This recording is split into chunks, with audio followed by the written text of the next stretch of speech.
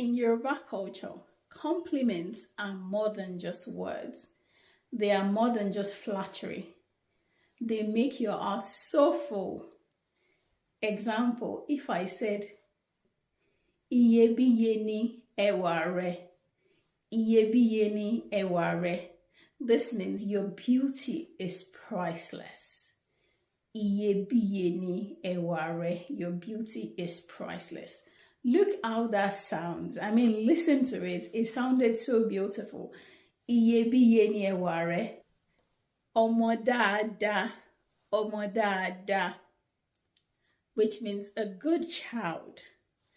A child that is well raised. Ọmọ dáadáa, a good child.